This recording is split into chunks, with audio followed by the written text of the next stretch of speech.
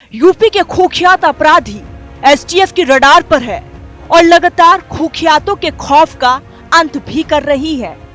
UP STF ने 20 घंटे के भीतर एक और कुख्यात बदमाश को ढेर कर दिया।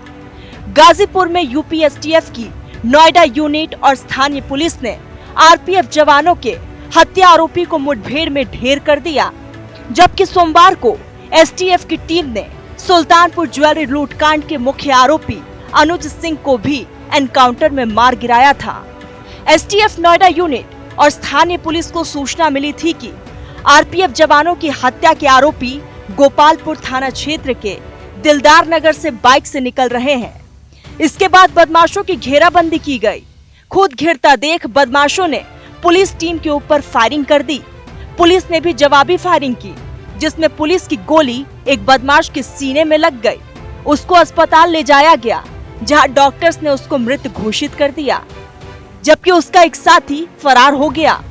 मृतक बदमाश की शिनाख्त खुफिया जाहिद के रूप में हुई है और यही आरपीएफ जवान प्रमोद और जावेद की हत्या का मुख्य आरोपी था। इसके खिलाफ अपहरण, मारपीट और शराब की तस्करी के मामले दर्ज थे। फुलवारी शरीफ बिहार पटना का रहने वाला जाहिद 1 लाख का इनामी था। वारदात 20 अगस्त की है। दरअसल जाहिद अपने साथियों के साथ शराब की तस्करी करता था और ये सब 19 अगस्त को मुगल सराय से सुरेंद्र नाम के व्यक्ति से शराब लेकर आए और फिर उसके बाद ये सभी गुवाहाटी एक्सप्रेस के जनरल डिब्बे में बैठ गए। कुचामन स्टेशन के पास चेकिंग के लिए आरपीएफ जवान प्रमोद और जावेद को उनके ऊपर शक हुआ, क्योंकि ये दोनों जवान शराब तस्करी पर शिकंजा कस रहे थे। प्रमोद और जावेद ने पूछताछ शुरू की, लेकिन आरोपियों ने चैन पुलिंग करने की कोशिश की, जिसके बाद उनके बीच गुत्थम गुत्था हो गई और आरोपियों ने प्रमोद और जावेद को बुरी तरह से पीटा और फिर उसके बाद चलती ट्रेन से नीचे फेंक दिया, जिससे दोनों की मौत हो गई थी। 20 दिन, 3 कुख्यात, 3 एनकाउंटर। 5 सितंबर सुल्तानपुर ज्वेलरी कांड में आरोपी मंगेश यादव को एसटीएफ ने मुठभेड़ में ढेर कर दिया। 23 सितंबर सुल्तानपुर डकैती में एसटीएफ ने दूसरा एनकाउंटर किया और उन्नाव में 1 लाख के इनामी अनुज सिंह को एनकाउंटर में मार गिराया। 24 सितंबर गाजीपुर में एसटीएफ की नोएडा यूनिट ने आरपीएफ जवानों के हत्या आरोपी जाहिद को एनकाउंटर में ढेर कर दिया। यूपी में माफिया और अपराधी या तो जेल में होंगे या रेल में होंगे या फिर परलोक में होंगे। सीएम योगी आदित्यनाथ का यह फरमान कानून राज कायम करने के लिए था और उस पर योगी की पुलिस ने अमल भी किया और ऑपरेशन क्लीन जारी रखा। सोमवार को सीएम योगी आदित्यनाथ ने एक जनसभा में फिर से कहा कि वो दौर खत्म हुआ जब माफियाओं को प्रशासन सैल्यूट करता था।